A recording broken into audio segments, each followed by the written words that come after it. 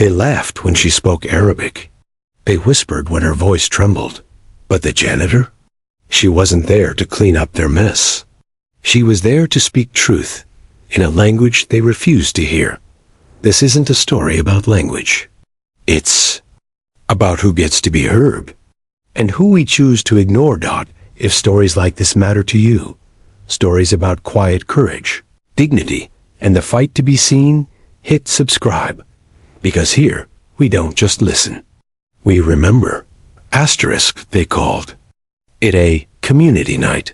The kind with awkward handshakes, folding chairs, and neon-lit coffee urns that brewed more bitterness than warmth. Madison Charter School had held dozens of these over the years, each with the same painted smiles, the same buzzwords printed on color flyers. Inclusion, opportunity, unity. But tonight, it felt different. It wasn't just the chill in the gymnasium air or the smell of old floor polish. It was the way people sat, stiff, distant. Small circles of parents murmured among themselves, but there was no warmth, no curiosity, just duty. Layla Amari sat quietly near the middle row, hands folded tightly in her lap. Her dark eyes scanned the room while her son, Khaled, curled beside her, arms crossed and head down. He hadn't spoken much lately, not even to her. Layla's scarf, a soft blue with embroidered edges, was neatly tucked beneath her coat. She wore her nicest flats, the ones with worn soles but polished toes. On her lap was a crumpled piece of paper, her speech. Short, carefully written. In Arabic. She hadn't planned to speak, but tonight she couldn't stay silent. The meeting opened as expected. Announcements from the PTA, applause for the fundraiser winners, reminders about the holiday coat drive. A few parents raised concerns, mostly about parking spots and screen time policies. Then the floor was open to general comments.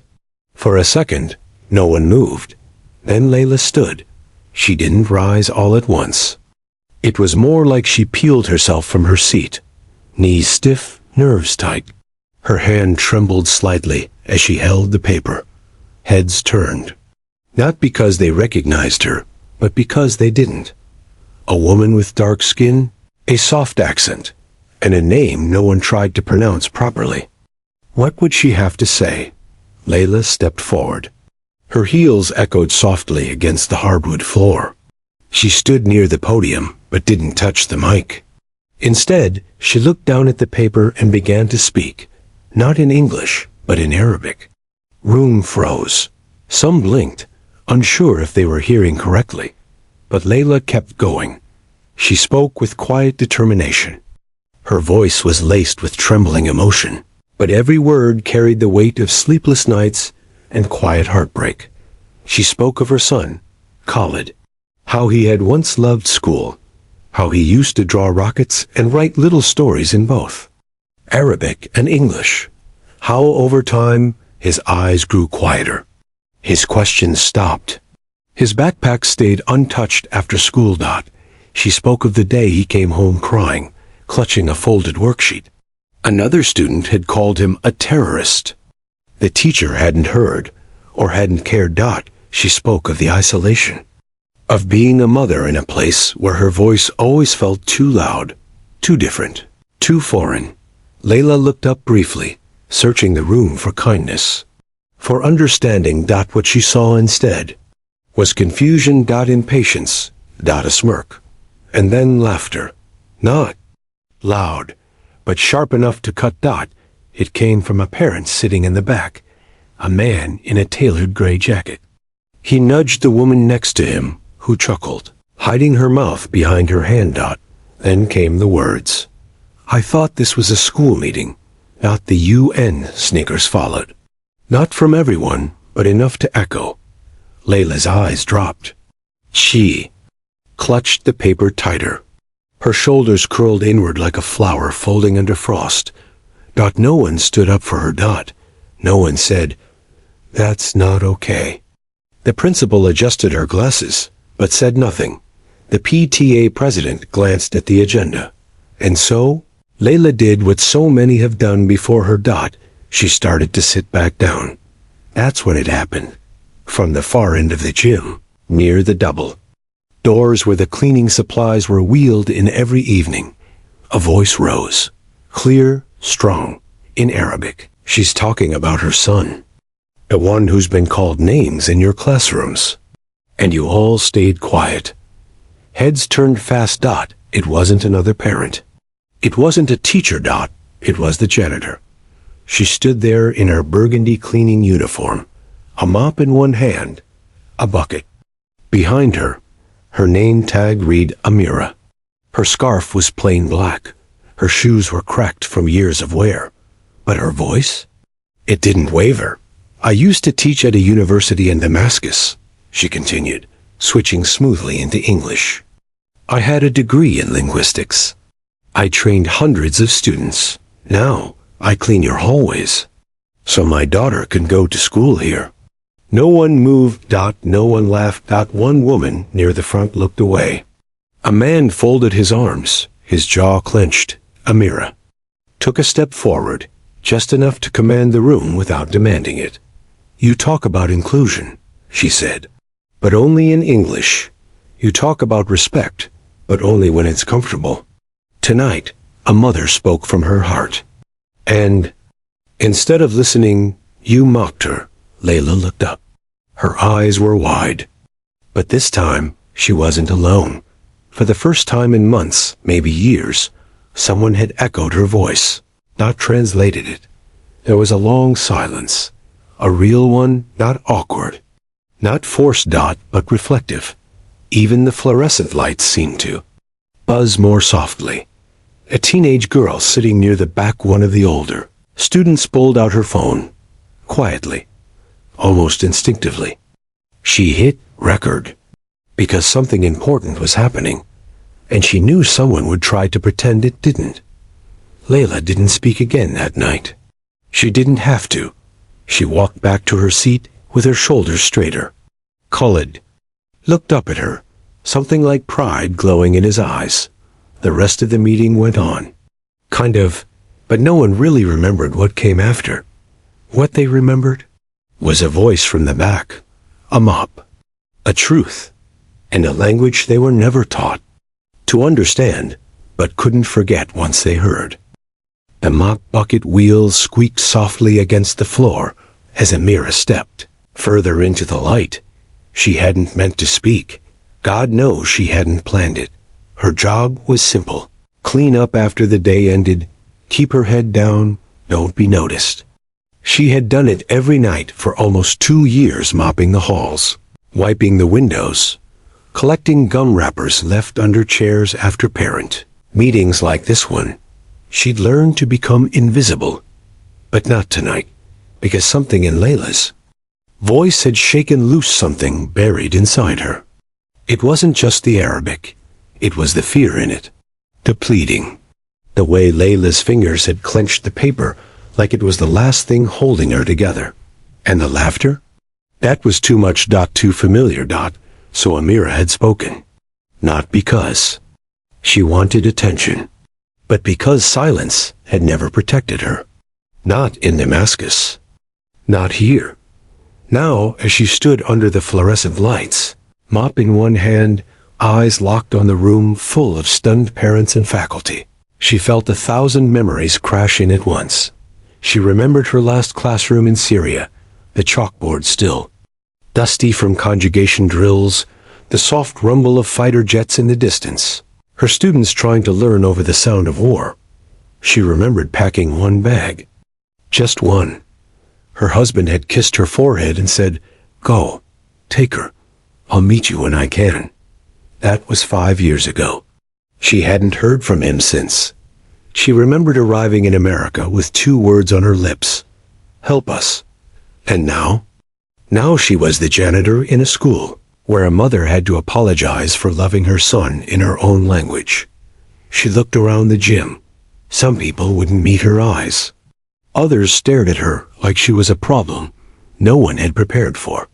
Layla was still standing, just beside her chair now. Her cheeks were flushed, her breathing shallow. But her eyes were locked on Amira, like she'd just seen the moon rise in the middle of the day. The principal finally spoke. "Thank you for your input, ma'am. We appreciate your perspective." It was the kind of phrase that sounded like a closing door. Amira just nodded once. "It's not about perspective," she said. "It's about dignity." Then she turned and walked back to her cart. The gym was silent, awkward. The principal fumbled with the next agenda item. Someone coughed. Another parent whispered something and was quickly shushed by their spouse. No one really listened after that. The meeting ended early. As people filed out, some glanced toward Amira, but no one approached. No one said thank you. No one asked her name. But one girl, maybe 13, with braces and a hoodie, walked past, paused, and gave her a small, respectful nod. Amira saw it and smiled. Later that night, Layla sat on her living room couch, still in her coat. Khaled was asleep in his bedroom, his science book open on his chest. She should have taken it off him, but she didn't have the heart. She was still thinking about Amira, about the way she had stood there, unapologetic ally. About the calm strength in her voice. Layla had never met her before. Had seen her, of course, mopping near the entrance or picking up trash after lunch. But she had never imagined they shared the same tongue, the same stories, the same fear. Her phone buzzed. A message from another parent. Someone she barely knew. "Hey, just saw the video. You were amazing. That janitor lady too. So powerful." Layla blinked. "What video?" She typed back. The parent sent a link. A blurry clip shot from the back of the room. It captured Layla's final words, and then Amira's. "I was a teacher. Now I clean your halls, so my daughter can study here." Layla's hand trembled slightly as she watched. She clicked on the comments. Hundreds of them. "This broke me. Shame on those parents who laughed. Her voice matters. Subtitles, please. I want to understand her." By morning, the video had hit 300,000 views. By afternoon, it was 500,000. The caption read, "Janitor speaks truth in Arabic at school meeting." And the room froze. At school the next day, things were different, not changed, just tight. The kind of tight that happens when people don't know how to look you in the eye. Teachers, Layla quick smiles. Some staff nodded politely, but said nothing. The principal called her into the office briefly and thanked her for sharing so openly. No apology. Just thanks. And Khaled? He walked into school with his head higher than usual. His classmates didn't mention the video, but one boy tapped him on the shoulder during lunch and handed him a folded note. Khaled opened it slowly. It said, "Sorry, I didn't know your mom was that brave." He didn't smile, but he didn't throw the note away either. Amira, meanwhile, showed up that evening like always. Her mop bucket was freshly filled, her gloves pulled on tight. But when she entered the gymnasium, something had shifted. People nodded. One woman handed her a cup of tea without a word. Another asked her name. She answered softly, "Amira." The woman repeated it. "Amira?" "Yes," Amira said. "It means princess, but I mop floors." The woman laughed gently. "No shame in that. You speak like someone who used to be listened to." "I was. And now?" Amira met her gaze. "I will be again." That night, she mopped with her back straight, her head high. A teacher walked past and murmured, "Thanks for what you said." Another teacher offered to help carry the bucket down the stairs. Small things. But not nothing. In the days that followed, Amira's name spread beyond the school. Local news picked up the video. A radio show host talked about it on air. Emails flooded the school inbox. Most were supportive. A few were hateful, but Amira didn't flinch. She'd survived war. This was just noise. Layla reached out to her, invited her for tea. They sat together in Layla's modest kitchen. Two women from different cities, now neighbors in a country that often made them feel like guests in their own lives. I didn't think anyone would speak for me, Layla admitted. I didn't speak for you, Amira said. I spoke because I recognized that silence. I lived in it too long. They talked for hours, about children, about home, about how different America could feel, even after years. They laughed over memories. They cried over names they hadn't said in a long time. And when they parted, Layla said, "You didn't just answer for me that night. You reminded me that our voices still work." Amira smiled. Our language is not the problem, she said. Their ears are. And somewhere across town, a teenage girl who had filmed the original clip sat in her room, editing a new video. She added English subtitles to Layla's Arabic words. She included Amira's statement in full. The title, "We speak, you listen." It wasn't just a viral clip anymore, it was a beginning. Silence has a weight to it, especially the kind that settles after someone speaks a truth. No one was ready to hear at Madison Charter School. That silence didn't go away after the video went viral. It multiplied the Monday after the clip exploded. Online, the school hallways were unusually quiet. Teachers walked faster between classes. Students whispered more than they talked.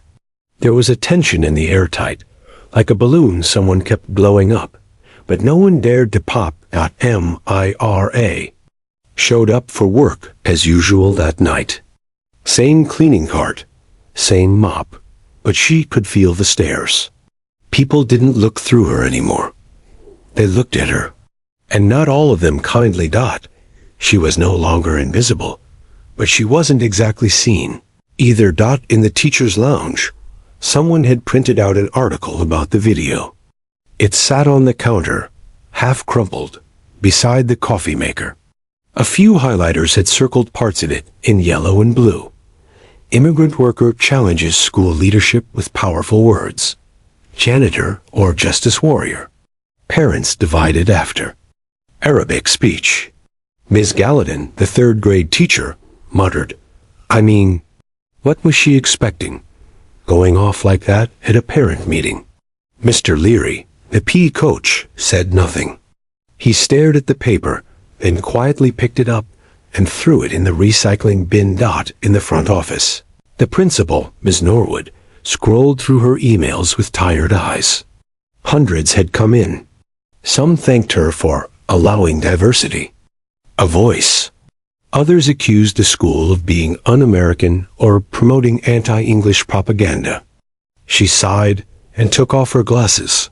She hadn't asked for this, hadn't wanted to deal with it. But now the story was everywhere. Even the school district had called. Her assistant, Denise, poked her head in. There's a parent waiting. Sighed. It's about the video. Double quotes. Ms. Norwood rubbed her temples. Which one? Layla Omari. The name alone made her sit straighter. Send her in. Layla entered with her scarf tied neatly, her coat still on. Her steps were slow, cautious, like she was walking through fog. I won't take much of your time, Layla said, sitting. But I needed to say something. Ms. Norwood folded her hands. Of course. I never meant to cause trouble. I just wanted to be heard. That's all. The principal nodded, but it was the kind of nod that didn't mean much. The kind that hoped things would go away if you just kept nodding. I understand, she said. But, as you can imagine, we've had reactions. Layla didn't blink. I've had reactions too. My son was called a terrorist. And no one reacted. There it was. No trembling. No apology. Just truth. Ms. Norwood shifted in her seat. We're working on cultural sensitivity training. We're revisiting our language policies. These things take time. Layla looked her in the eyes. Children don't wait. And with that, she stood and left. That afternoon, Khaled sat alone during recess. Not because no one would play with him, but because everyone suddenly noticed.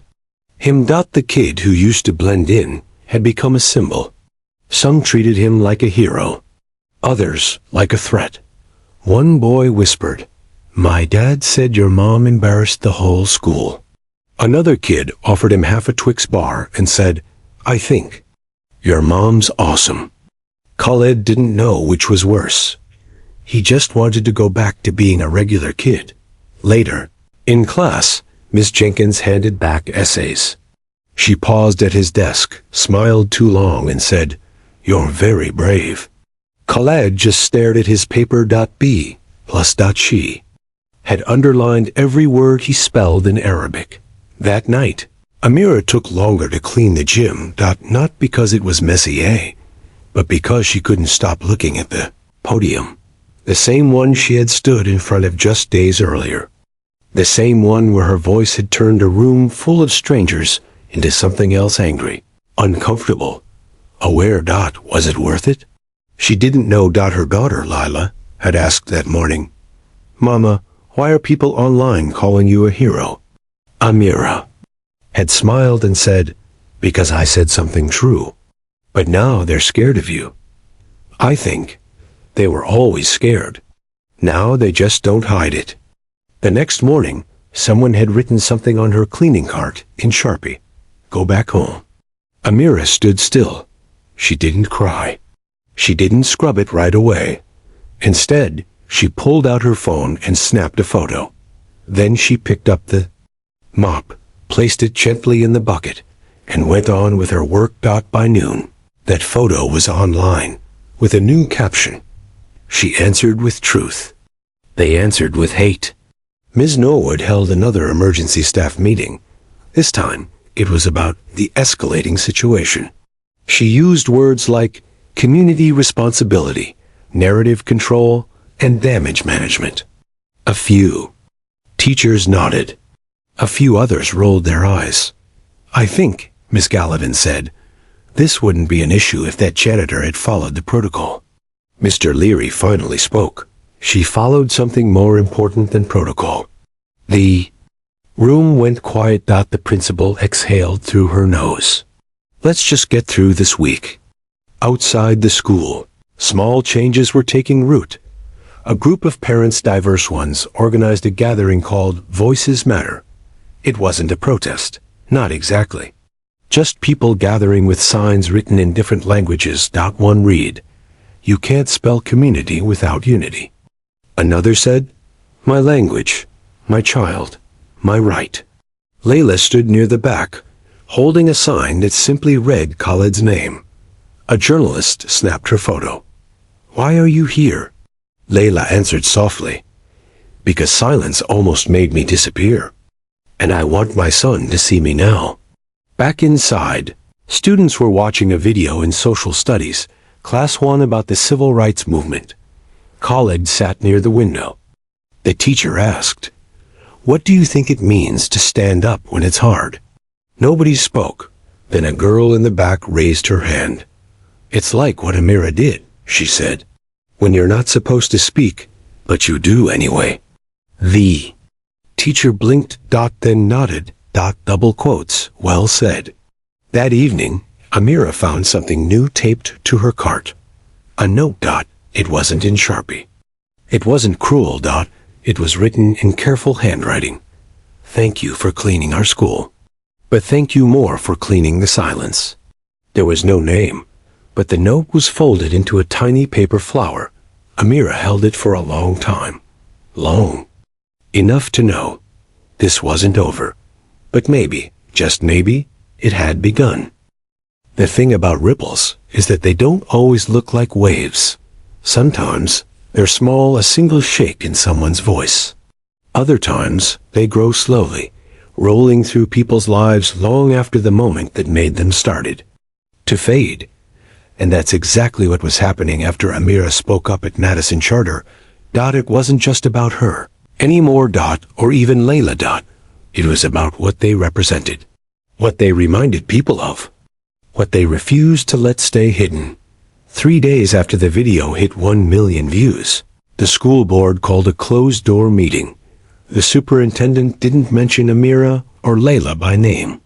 Instead, she called it a review of cultural competency, staffing roles, and public perception. But everyone in that room knew what it was really about.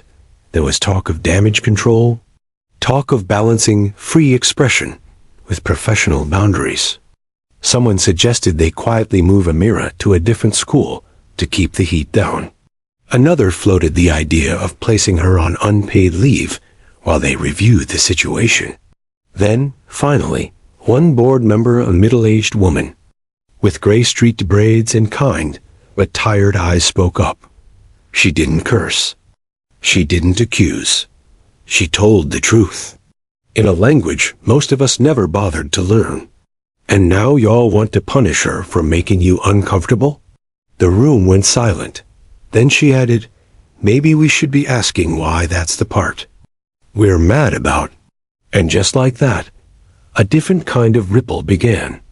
Back at school, Amira kept her routine. She showed up on time, cleaned. Quietly, Dot smiled politely. But she wasn't the same, not because she was afraid, because she was being watched. Every move she made now felt like it was being weighed by the principal, by the staff, by the people who still weren't sure whether to admire her or resent her. But it wasn't just scrutiny, Dot. It was something else, too. The librarian, Mrs. Kwan, stopped her one afternoon and handed her a small wrapped package. Inside was a used, slightly faded copy of a book, The Language of Power, Speaking Through Silence. A note inside said, from one woman who used to be overlooked to another who refuses to be. Amira clutched the book to her chest. She didn't cry, but she paused for a long time at the top of the stairwell, just breathing. Meanwhile, Khalid was starting to feel it too, not just the awkward stares or the sudden, supportive comments from classmates who had never spoken to him before. He felt it in his teachers, in the way they now hesitated before correcting his pronunciation, in the way they overly complimented him when he spoke up in class. They meant well, but it felt hollow, like applause at the wrong moment. At lunch one day, he was approached by a new boy named Devin. Devin sat down without asking. I watched the video, he said. Khalid didn't answer. Devin leaned closer. My mom said it was dumb, but I think your mom was cool. And that lady Amira, she was badass. Khalid looked up, caught off guard. You can say that again, he said. Quietly. Devin grinned. Bad ass. They both burst out laughing. And just like that, a wall cracked. Across town, the video had made its way into unexpected places.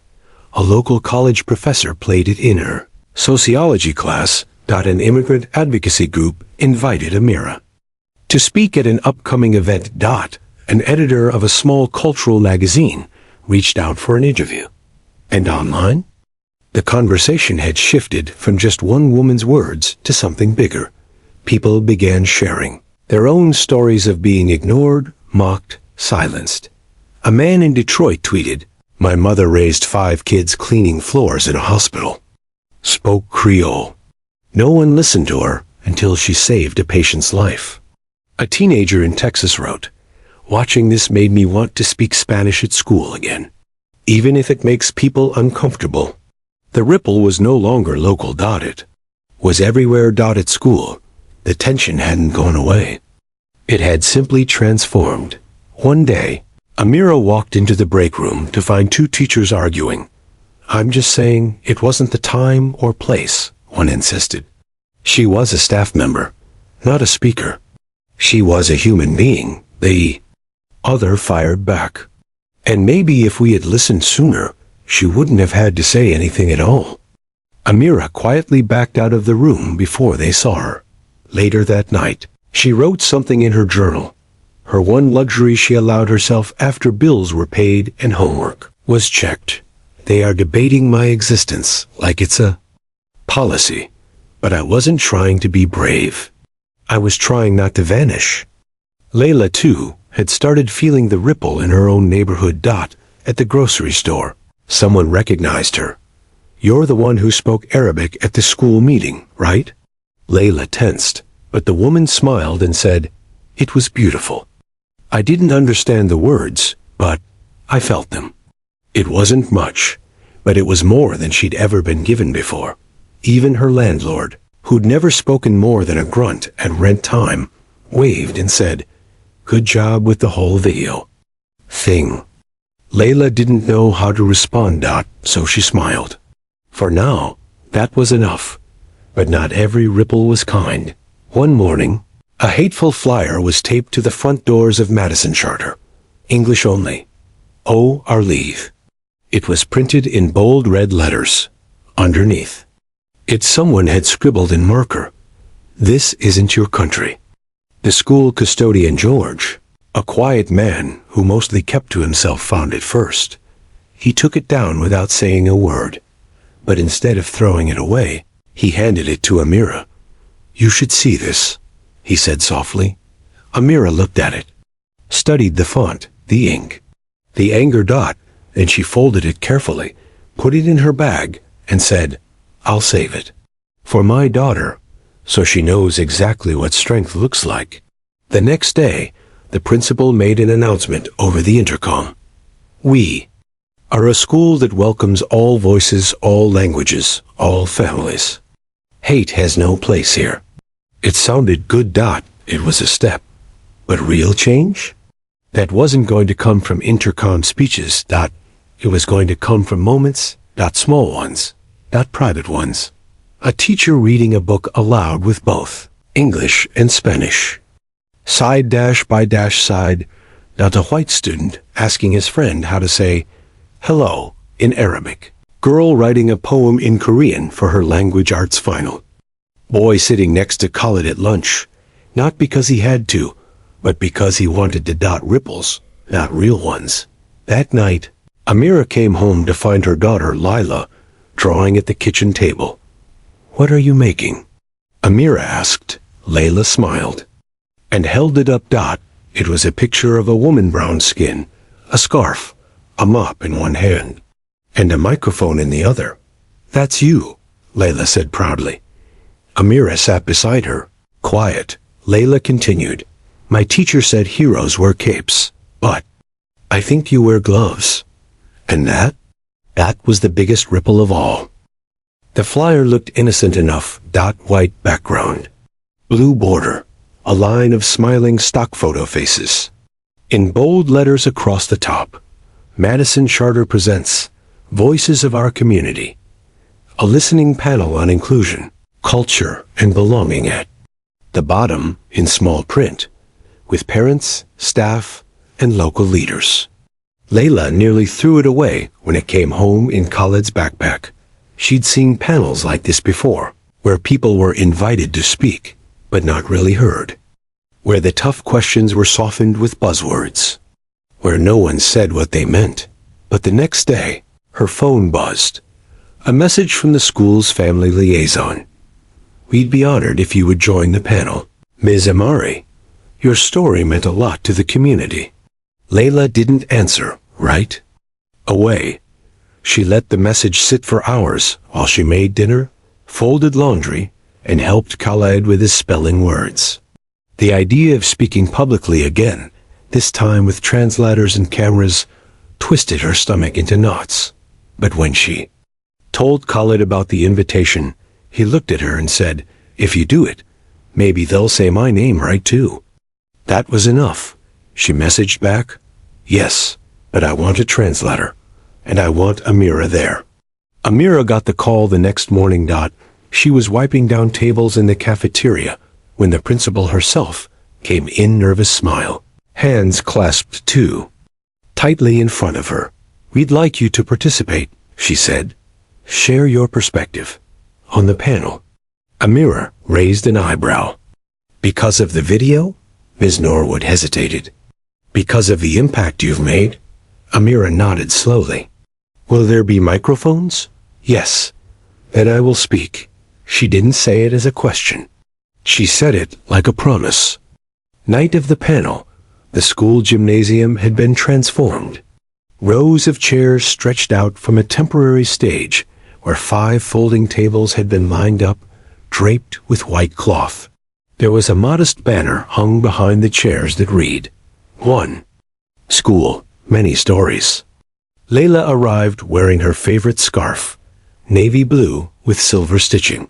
Her hands trembled a little as she smoothed her skirt, but her eyes were calm. Khaled walked beside her, holding her hand tightly until she reached the steps of the stage. Then he found a seat near the front. Next to Devon, Amira arrived quietly. She wore her work uniform, but added a simple gold pin to her collar. A crescent moon got no fanfare, got no apology, got just presence. The room filled quickly parents, students, teachers, even some folks from the local news. A soft hum of conversation floated in the air, broken only by the occasional cough or squeak of sneakers. On the gym floor, the moderator, a local social worker named Jameson Clark, welcomed everyone with a warm voice and kind eyes. He made it clear that tonight wasn't about debate, it was about listening. He introduced each panelist. Layla received polite applause. Amira got a standing ovation from the students. She blinked in surprise, then nodded once in thanks. The first to speak was a local pastor who talked about building bridges. Next came a teacher who shared her own journey from rural Indiana to a multicultural classroom. Then it was Layla's turn. She stood slowly, taking the microphone with both hands. A translator stood beside her. Layla looked out at the crowd, then at her son. She took a breath, then she began in Arabic. This time, no one laughed. No one rolled their eyes as the translator echoed her words in English. The room leaned in. Layla spoke about raising Khaled as a single mother, about choosing her words carefully in public so she wouldn't be mistaken for someone angry or dangerous, about how proud her son was when he learned to read in Arabic, and how ashamed he'd become when classmates made fun of it. She shared the night she almost didn't speak. And the woman who did, she reminded me, Layla said, her voice breaking slightly, that my voice is not a mistake. It is a thread in this fabric. Applause broke out, not thunderous, but real. Next was a Mira. She didn't stand. She simply leaned toward the mic and began. In my old life, I taught languages, she said softly. I taught people how to connect through words. She paused. Then, war took everything. And I came here. And people only saw what I cleaned, not what I knew. Her voice didn't rise. It didn't need to. It landed. She spoke about dignity, about the quiet pride of labor, about the loneliness of having stories inside you that no one wants to hear. Then she said, we say in Arabic, Al-Kalima la tamut. The word does not die, even if you bury it in silence. The translator repeated it slowly. And for the first time all night, the gym was completely, impossibly still. Then came the moment that surprised everyone. Jameson turned to the panel and asked gently, what do you hope your children remember from all this? Layla answered first. That courage doesn't always roar. Sometimes it just means staying seated when you want to run. Amira looked out at the students. Her eyes softened. I hope my daughter remembers that her mother was not small. After the panel ended, people lined up to speak to Layla and Amira. One mother hugged Layla and said, you said what I've been too afraid to say for years. A teacher approached Amira with tears in her eyes. I had no idea what you've lived through, she whispered. I want to learn. I really do. Even Ms. Norwood, the principal, came forward. She looked awkward, unsure. Then she simply said, thank you. Amira nodded. And this time, she smiled. Not a small smile, a full one. Khaled didn't say much on the ride home, but as they pulled into their apartment complex, He turned to his mother and said, "You were amazing." Layla looked at him. "You're not embarrassed?" "No," he said, with the unshakable certainty of a boy who just saw his mom become something epic. "You made me proud to be your son." Layla wiped her eyes, even though she promised herself she wouldn't cry. Then she looked at him and said, "And you make me brave." The next morning at school, something unexpected happened. The main bulletin board, usually filled with menus and lost and found notices, had been completely redone. At the top, in bright letters, words that too matter. Underneath, quotes from students and parents in multiple languages: Arabic, Spanish, Vietnamese, Urdu, French, Creole, Azul. Khalid's quote read, "My name sounds like home. Say it right." Layla said, "Heroes wear gloves too, Amira's." It was printed in both English and Arabic. The word does not die. Later that week, the school announced the formation of a new parent committee focused on cultural inclusion and language equity. Layla was asked to join. She said yes, but only if the meetings had translators. Amira, meanwhile, was offered a new title: Community Cultural Consultant. Still cleaning, yes, but also advising. Being paid for her wisdom, not just her labor. She accepted. But only on one condition: that my voice never gets filtered again. They agreed. And in homes across the district, families were having conversations they'd never had before about language. And silence, and what it means to finally be heard. All because two women didn't sit down. All because the word refused to die. Change doesn't arrive like thunder. It creeps in, through hallway whispers, through policy memos, through the cautious nod of someone who used to avoid eye contact. And at Madison Charter, change had begun to ripple through the cracks. After the panel, things felt different. Not louder, just more awake. Teachers spoke slower, listened longer. Morning announcements were now translated into 3 languages. Not perfectly, but the effort was real. The bulletin board in the main hallway, once full of test prep reminders, now carried quotes from students in their native languages. One read, "My mother's accent is my anthem." Another simply said, "You don't have to understand me to respect me." Even the school's website added a drop-down for language access. It wasn't fancy, but it was there. Layla noticed the shift in subtle ways. A teacher calling Khalid by his full name with care, not hesitation. A parent who once looked through her, now holding the door open. A local newspaper headline, "From mop to microphone," a voice that changed a school. But for Amira, the shift wasn't just professional. It was personal. Each morning, her daughter Lila started waking up a little earlier, a little prouder. She brought home library books written in Arabic and English, drew pictures of women in scarves holding microphones instead of mops. One night, she said, "Mama, I told my teacher you used to teach, and she said she wants to meet you." Amira smiled, setting down her tea. "And what did you tell her?" "I said you still do. Just not with chalk." But for every door that opened, another slammed. It started quietly. A flyer shoved under the school office door. "No politics in our schools." Then a comment on the district's Facebook page. "If you don't speak English, go home." A teacher received an anonymous email calling her a traitor for inviting a bilingual author to speak. Someone slashed a tire in the school parking lot. It belonged to Amira. She found it after a long night cleaning the auditorium.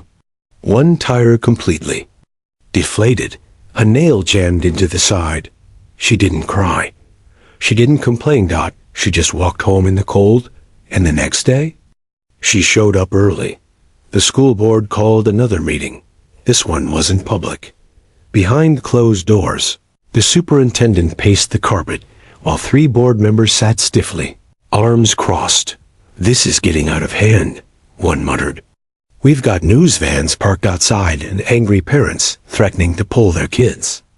Another nodded. This wasn't supposed to become national. The superintendent pinched the bridge of her nose. We said we wanted community engagement. We didn't say we wanted a revolution. That night, Amira got a message through. The school email. We appreciate your voice, but we encourage you to keep classroom spaces neutral. Amira read it twice. Then again and then she hit reply. My existence is not a campaign. It's a fact. And silence is not neutral. It's surrender. She didn't wait for a response. Layla faced it. At a grocery store aisle. A woman she'd never met walked past and whispered, "So brave of you, pretending Arabic is American." Layla turned, eyes burning. But she didn't shout. She said, clear as glass, "It's not pretending. It's surviving. And it's raising a son who won't grow up apologizing." The woman blinked, then walked away. Layla turned back to her cart, hands trembling. But inside, something settled. Something steely. She was done flinching. At school, Khalid started noticing the shift in ways kids always do quietly, through instinct. When a substitute teacher called him Kevin, he corrected her gently. She sighed. "It's hard to pronounce," he said. "It's not. Just try." And she did. At recess, a group of boys started calling a Somali classmate Desert Kid. Khaled didn't run. He stood beside the boy, arms crossed. "His name is Nabi," he said. "Say it right, or don't say anything." The boys walked off, muttering, but Nabi smiled for the first time in weeks. Amira's role at school expanded quietly. She was still a janitor, still wore gloves, still pushed her cart, but now she also sat in on curriculum meetings, suggested bilingual books, helped design an after-school heritage project. The ESL teacher, Ms. Santiago, said one afternoon, "You've become the heart of this place." Amira replied, "Hearts beat quietly, but they keep everything alive." Still, she knew something else was coming. A reckoning. A choice. Change always asks for payment. And comfort was the first bill due. It came 2 weeks later. The district sent an audit team, 2 sharp-suited officials who walked the halls with clipboards and tight smiles. They interviewed staff, asked questions about mission alignment and cultural boundaries. When they sat with Amira, one asked flatly, "Do you believe your presence on this campus has caused division?" She looked at him calmly. "No, I think it's revealed it." They didn't write that part down. The backlash bled into the community. One radio station debated whether custodians should have microphones. A local pastor gave a sermon titled, "When the Servants Speak Too Loud." But louder than all of them were the kids. In Ms. Jenkins's class, a boy named Lucas wrote an essay called, "My Grandma's English is Broken, but Her Love Isn't." In art class, a student painted Amira holding a book titled Truth. In the hallway, a little girl tugged on Amira's sleeve and asked, "Are you famous now?" Amira crouched to her level. "Do you think I am?" The girl nodded. "You're on TikTok." Amira laughed. "Then I guess I am." Layla was offered a job as a part-time cultural liaison. She hesitated. What if they're just trying to make me quiet? But Khalid said, "Maybe they're finally ready to hear you." So she accepted, and her first act? She created a community story wall. Parents could come and write something in any language, any memory, any quote, any dream. One note read, "My father came here with $10 and a song. I still sing it." Another, "I'm not less American because I speak Tagalog to my baby." Layla wrote, "I found my voice when I almost lost it." And Amira? She wrote nothing. She simply drew a single line, an open mouth, with sound waves pouring out. But for all the growth, the tension still hummed beneath the surface. People smiled more, but flinched. 2. A board member resigned. A parent pulled her child from the school, citing cultural chaos. But for every door that closed, another cracked open. One morning, a package arrived at the school. No return address. Inside was a hardcover journal, hand-stitched with a gold inscription. For the woman who reminded us that language is not the barrier, fear is. Tucked inside was a note. I'm a teacher across the country. I saw your video. I now start every class with one question. What language does your heart dream in? Thank you. Amira read the note 3 times. Then she did something she hadn't done in years. She wrote in Arabic. Not a grocery list. Not a schedule. A story. Her story. And she titled it, The Day I Was Heard. Because change had come, and it spoke her name out loud. There's a moment, just after change begins, when the world tries to go back to the way it was. Not loudly, not with fire or fists, but with paperwork, with polite smiles, with phrases like, let's move forward, and enough dwelling on. The past, it always comes. The question is, what will you do when it knocks?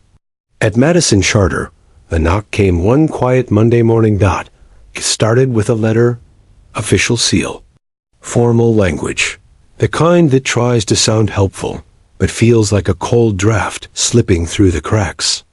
To streamline school communications and maintain classroom focus, we are updating our language and cultural representation policies. Staff are expected to maintain English as the primary language in all public-facing capacities, unless translation services are pre-approved. Beneath the bureaucratic politeness was something clear. Speak English. Smile quietly. And please, stop making us uncomfortable. The letter went out to every employee, teachers, office staff, custodians. Amira read it twice in the storage closet behind the cafeteria. Her hands were steady. Her eyes were not. She folded the paper, neatly, precisely. Then she put it in the same file where she kept the note from her daughter, the photo of her old classroom in Damascus, and the anonymous hate flyer. That said, go back home. She sat on the plastic crate and breathed, and waited. The next day, the bulletin board in the main hallway looked different. Some of the multilingual quotes had been taken down. Not all. Just the ones in Arabic, Urdu, Vietnamese. Layla noticed. First. Her quote, I found my voice when I almost lost it, was still there. But the Arabic version beneath, it was missing. At first, she thought it was a mistake. Maybe someone had bumped the board. But when she asked the front office, the secretary gave a strained smile. Oh, she said, too brightly.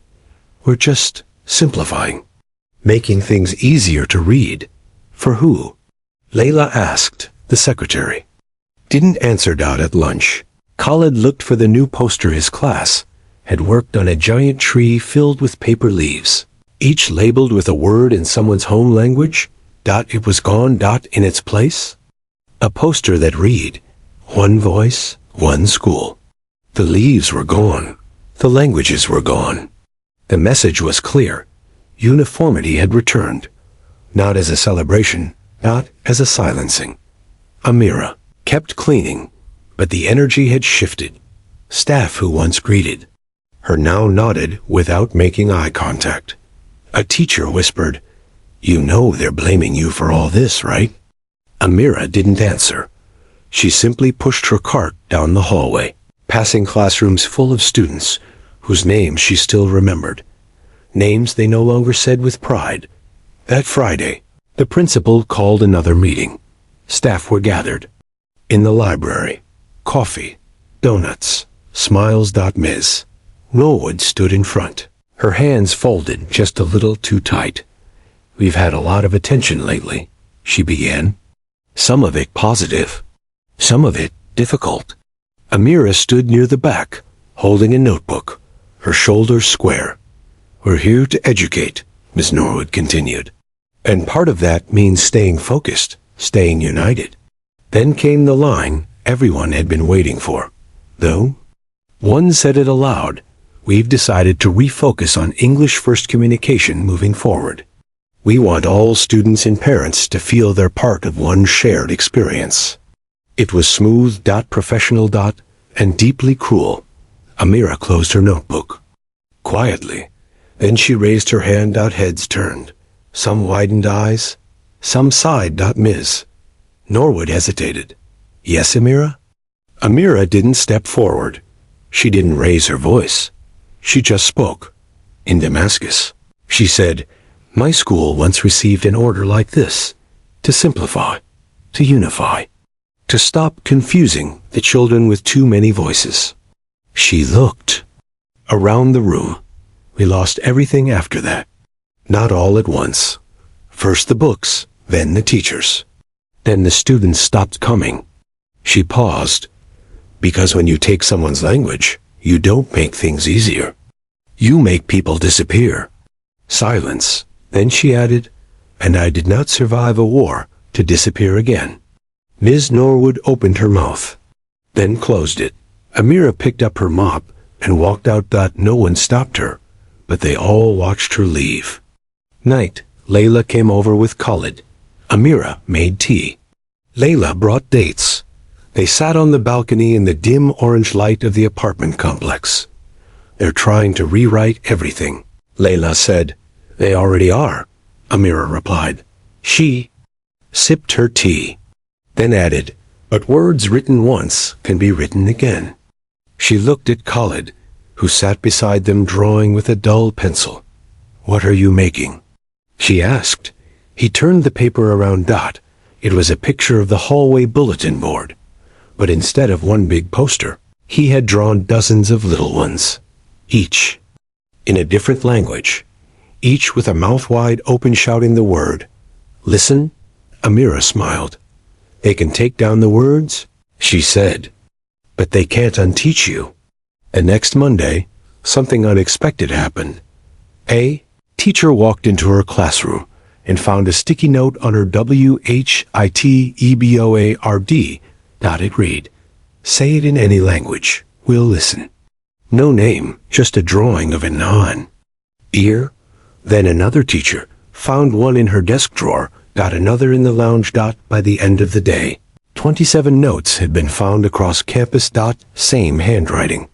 Same message. And at the end of the final hallway, someone had taped one to Amira's cart.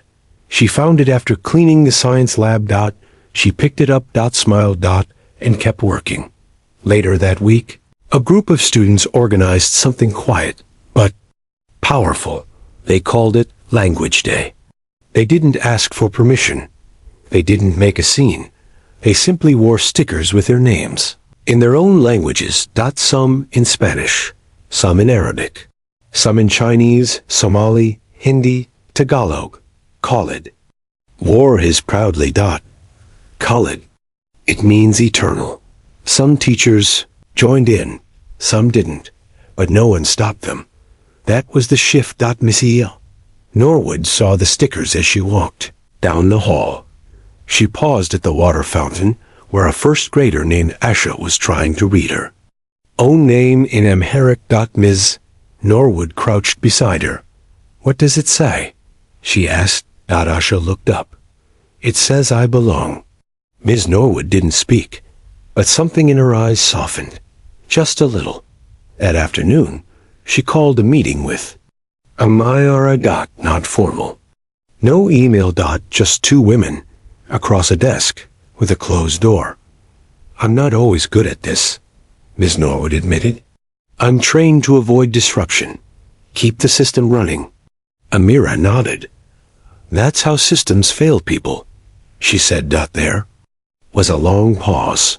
Then Ms. Norwood asked, do you want to help us rewrite the handbook? Amira blinked. I'd be honored. And so, the rewriting began. Not in red ink. Not in policy speak. But in voices. In stories. In a new section of the handbook titled Language Equity and Cultural Dignity. Amira wrote the first paragraph. Layla edited. Khalid translated the closing sentence. We are not one voice. We are a chorus. and every note matters. And this time, it stayed up on the wall. For good. By the time the school year neared its end, Madison Charter had changed. Not loudly. Not in the kind of way that makes the evening news or becomes a case. Study in some education conference. But in the way a house settles after a storm. You still feel the tension in the walls, the slight lean in the foundation.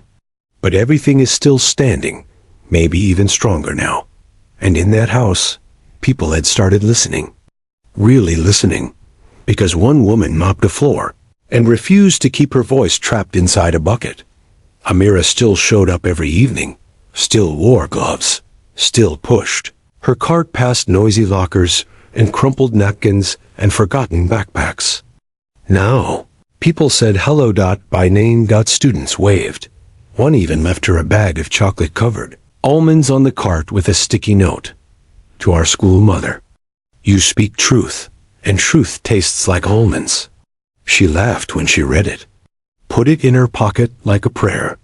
That night, she called her daughter into the living room. Do you know what I used to want? She asked. Layla looked up from her coloring book. I used to want to be invisible. It felt safer. Layla wrinkled her nose. That's silly. Amira smiled. Yes, it is now. Then Layla asked, Are you famous? Amira thought for a moment. I'm not famous, she said, but I'm remembered. At school, the language wall stayed up. No one touched it. Students kept adding to it. Slowly, almost reverently. A new quote appeared every few days. In Swahili, silence is not peace. In Mandarin, my tongue is my mother's gift. In English, I found home inside my voice. No one asked who wrote them. Everyone just read. Layla, too, had found her place, not just at the school, but in the community. She now helped lead the monthly parent meetings. Not always with perfect English, but always with perfect conviction.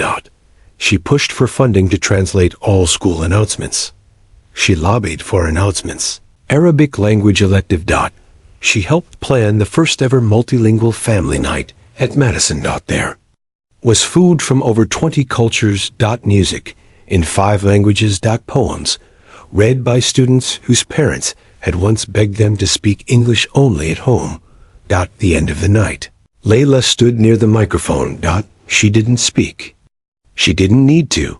Khalid walked up beside her, took the mic, and read a poem he wrote, first in Arabic, then in English. It ended with, My name is not a question mark. It is a full sentence. It is a story my mother refused to stop telling. The applause wasn't thunderous. It was something better. It was proud. Miss Norwood, the principal, stood in the back of the room. She'd had a hard year. The kind that aged a person in ways only school leadership can understand. But watching Khalid speak, seeing Amira help Layla refill the juice table, watching parents laugh and hug and stay past cleanup time, she finally exhaled. She stepped over to Amira as she was stacking paper plates. You were right, Ms. Norwood, said. Amira looked up surprised. About what? Silence is not neutral. Amira smiled softly. It never was. Weeks later, the district sent another letter. But this time, it wasn't a reprimand. It was an invitation. They wanted Amira to speak at a leadership conference for educators, titled, The Power of Unheard Voices. She declined politely. Instead, she recommended 3 students to speak. I've already been heard, she wrote back. Now let them echo. The school year came to an end with a different kind of energy. In the yearbook, a full spread was dedicated to voices that built. U.S. Photos of students writing in their languages. A shot of Layla speaking at the panel. A quote from Amira, written above her smiling portrait in the cafeteria. I didn't raise my voice. I just stopped lowering it. On the last day of school, students left goodbye notes in each other's lockers. Some cried. Some ran to summer.am. IRA walked the hallways. Alone for one final sweep, she stopped in front of her cart and found something waiting for her. A small envelope, taped gently to the side. Inside, a card, plain white. No glitter. No signature. Just a line, handwritten in careful print. Because you spoke, the room heard. Amira stood still for a long time. Then, slowly, she took off her gloves, folded them once, and placed them in her cart. And then, for just a second when she leaned her head back, eyes closed, and let herself feel what she hadn't dared let in all year. Peace. Not the loud kind, the earned kind. That night, Layla asked her to read a bedtime story. Amira pulled out an old book from Damascus. The one with frayed pages and curling corners. As she opened it, Layla whispered, "In Arabic, please." Amira raised her eyebrows. "I thought you liked English." "Better." Layla shook her head. "Arabic sounds like you. Like when you're not scared." Amira blinked back tears. And then she began, softly, clearly. And the room heard. Not because it was full of people, but because it was finally full of truth. She still cleaned, still folded chairs, still swept glitter from the floors after assemblies. Now, when she walked into a room, people looked up, because the maid had spoken, and they remembered. Amira still mops the floors. But now, they know her name. Layla still speaks with an accent, but no one talks over her anymore. And Khalid? He no longer lowers his voice, because someone once raised theirs for him. If this story moved you, share it. Let it echo in the places where silence used to win. And if you believe that every voice, in every language, deserves to be heard, hit subscribe. Because this is where the unheard become unforgettable.